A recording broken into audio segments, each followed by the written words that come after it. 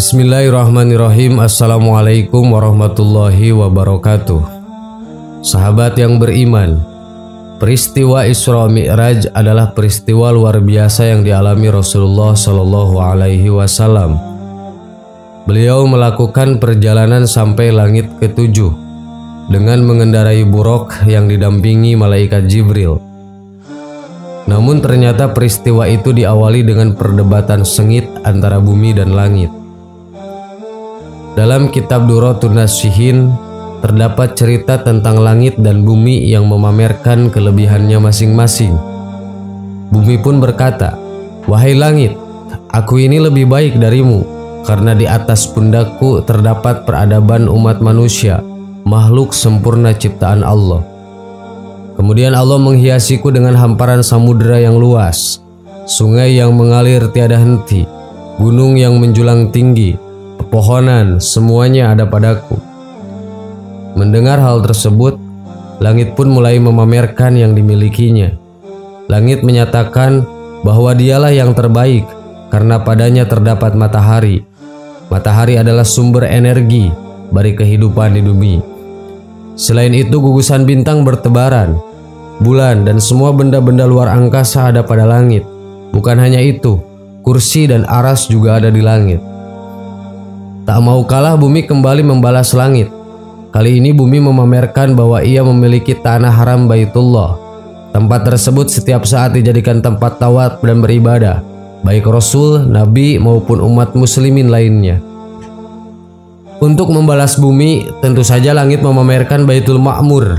Langit berkata, "Baiklah, jika kau punya Baitullah, maka aku punya Baitul Ma'mur, tempat tawaf para malaikat langit." Akhirnya jurus terakhir bumi pun dikeluarkan. Ia memamerkan bahwa manusia paling mulia di dunia menjalankan syariat di atasnya.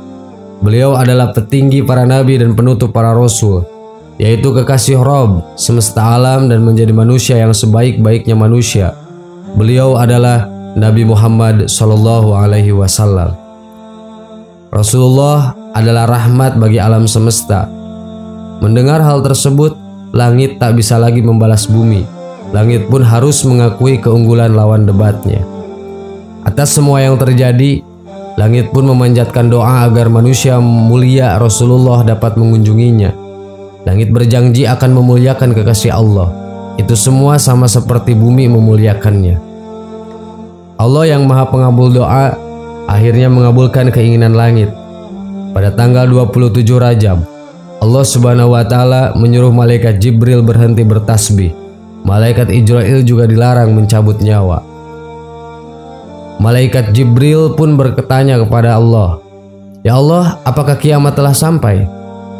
Allah Subhanahu wa Ta'ala berfirman, "Tidak wahai Jibril, pergilah engkau ke surga dan ambillah buraq dan terus pergi kepada Muhammad dengan buraq itu." Jibril pun pergi ke surga dan mendapati 40.000 buraq. Buraq-buraq itu sedang bersenang-senang di taman surga. Masing-masing mereka terdapat tulisan Nabi Muhammad. Di antara beberapa buraq yang ditemui malaikat Jibril, ada satu buraq yang sedang menangis. Air matanya bercucuran. Jibril pun bertanya pada buraq tersebut alasannya menangis. Buraq itu lalu menjawab, "Ya Jibril, sesungguhnya aku telah mendengar nama Muhammad sejak 40 tahun yang lalu. Maka pemilik nama itu telah tertanam dalam hatiku dan aku sesudah itu menjadi rindu kepadanya dan aku tidak mau makan dan minum lagi. Aku laksana dibakar oleh api kerinduan." Jibril pun menjawab bahwa rindunya akan segera tersampaikan kepada manusia mulia itu. Buraq tersebut menjadi sangat senang. Buraq tersebut akan menjadi saksi perjalanan Isra Mi'raj Nabi Muhammad SAW. Sahabat yang beriman, itulah cerita yang terdapat dalam kitab Duratun Nasihin sebelum terjadinya peristiwa maha luar biasa Isra Mi'rajnya baginda Rasulullah Muhammad SAW. Semoga menjadi tambahan ilmu buat kita semua. Amin. Wallahu a'lam. Wassalamualaikum warahmatullahi wabarakatuh.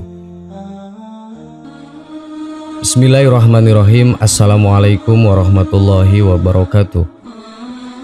Sahabat yang beriman, tahukah Anda bahwa kematian selalu mengintai kita? Tidak ada yang bisa lari ketika malaikat Israil sang pencabut nyawa datang menjemput. Ternyata malaikat maut tidak hanya datang saat nyawa manusia akan dicabut, namun mencapai hingga 70 kali dalam sehari. Itu artinya Ijrail menziarahi manusia setiap 21 menit sekali. Hal ini dijelaskan dalam sebuah hadis yang diriwayatkan kepada Abdullah ibnu Abbas radhiyallahu anhu. Dalam sabdanya, Nabi Muhammad SAW mengatakan bahwa Ijrail datang dan memperhatikan wajah-wajah manusia yang sedang tertawa-tawa. Maka berkatalah Ijrail, "Alangkah herannya aku melihat orang ini, sedangkan aku diutus oleh Allah untuk mencabut nyawanya, tetapi dia masih bersenang-senang bergelak tawa." Manusia secara fitrah memang tidak bisa melihat malaikat yang gaib ini, kecuali orang-orang soleh yang senantiasa ingat akan kematian. Golongan ini tidak lalai dan selalu sadar terhadap kehadiran malaikat maut, karena mereka selalu memperhatikan hadis-hadis Rasulullah yang menjelaskan mengenai perkara-perkara gaib, terutama perihal kematian dan hubungannya dengan malaikat maut. Malaikat Ijrail diciptakan oleh Allah dengan wajah 4, satu wajah di muka, satu wajah di kepala, satu di punggung, dan satu lagi diletakkan di telapak kakinya. Malaikat Ijrail diberikan kemampuan luar biasa oleh Allah sehingga dari ufuk barat hingga timur bisa dijangkaunya dengan mudah. Ijrail memiliki 4.000 sayap dan 70.000 kaki.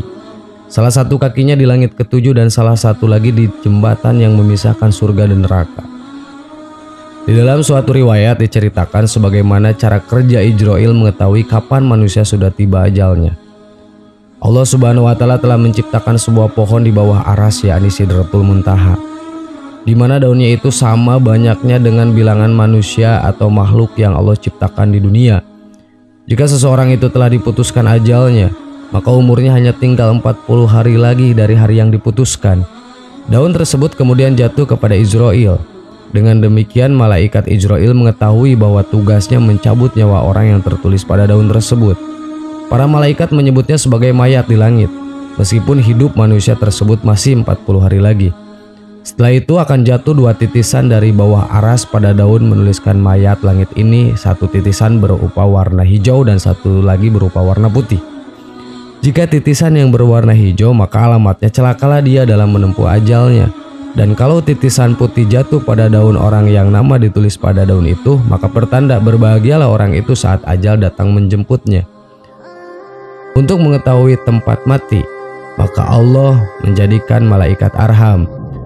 Apabila Allah mencipta sesuatu kelahiran, dia diperintahkan malaikat arham tersebut masuk ke dalam sperma yang berada dalam rahim ibu dengan debu bumi yang akan diketahui di mana ia akan mati.